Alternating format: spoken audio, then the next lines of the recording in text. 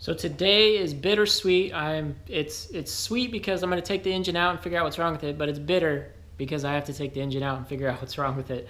If you don't know me, my name is Shane. Welcome back to the channel. This is the Shane Show. So this is my R33. If you haven't seen the videos, you need to go back right now and go check those out. This thing has been down for just over a year, but really longer than that.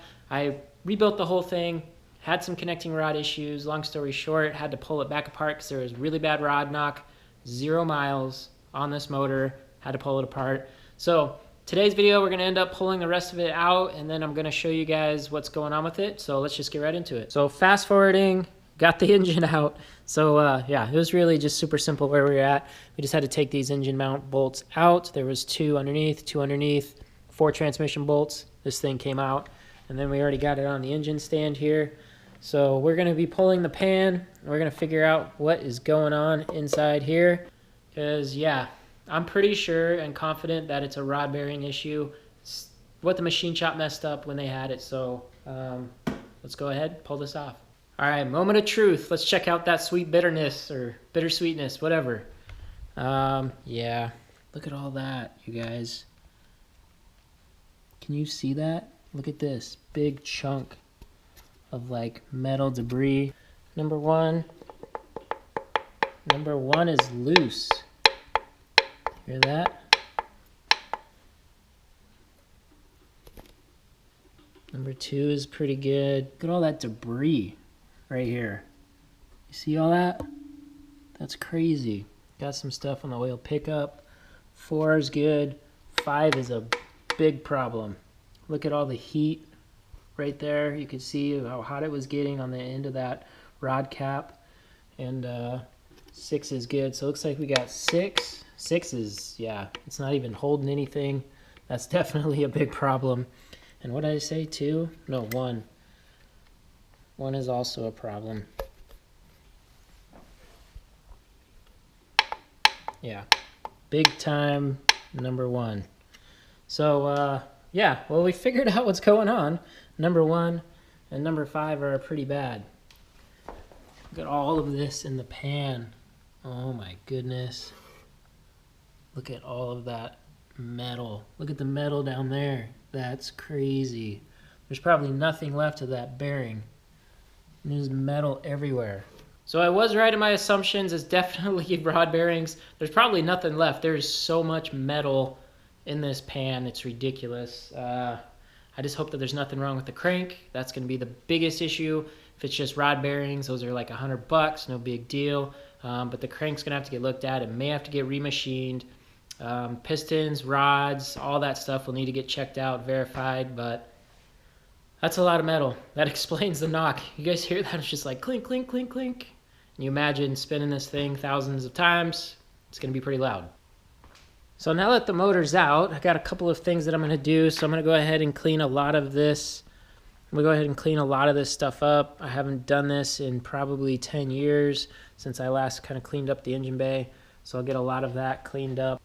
And so I'm going to be dropping off this motor here within the next week. Go to the engine builder. I did find a reputable engine builder here in Phoenix for RBs. It's really tough.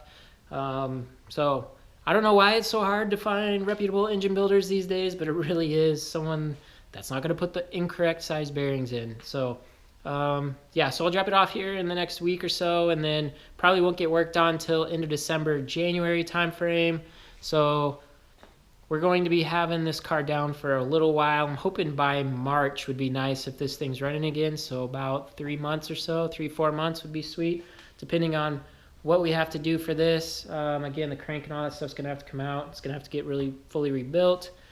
I do have larger size pistons in here. I have 86.5, so it's already been bored out a 0.5 millimeter. Stock is 86 millimeter. These are 86.5, so there's not a whole lot more we can go. You can get 87, but I really don't think. There's 0 miles on this motor. Again, it was just starting it up, had it on the dyno to get a break-in tune, and this thing was just knocking like crazy. So go through the whole thing here, and then we'll go ahead and check out and see what we have to get as far as parts. So hopefully not a new crank. That would be awful. I do have, there's a Nitto sine drive right here. This is a billet oil pump, so you have to actually machine on there's a gear in there. You got to machine it onto the crank. So I'm hoping that doesn't have to happen again, because I know that that's going to be quite a bit of work, and I probably will have to get a new crank at that point, and that new gear for the oil pump. So yeah, who knows what's coming up next for this. We'll just take it to the engine builder, let them figure it out once they take it all apart. But I'm thinking that yeah, definitely I'm gonna have to get new rods probably, because, or at least one new rod, because of that one being overheated. Probably rod bolts again, because those are cheap. It's like $100. You have to get new bearings, so there's $100. Depending on what happens with the crank can be anywhere between $2 or $3 grand. It's pricey, but go from there. Pistons are, you know, if I do have to get new pistons, those are somewhat cheap. It's like $500-600.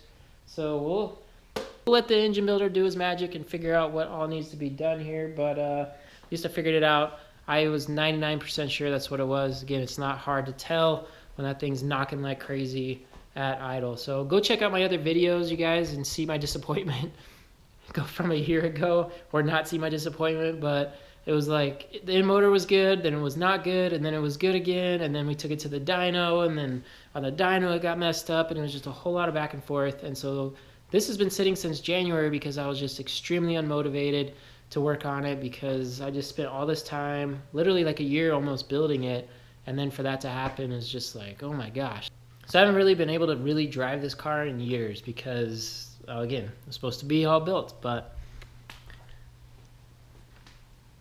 so in the meantime, while we figure out what we got to do to this, there's going to be a lot of content with the GT3 for sure, the Z06, some other cars too, the Cobalt. That's another car that I got to rebuild the motor in.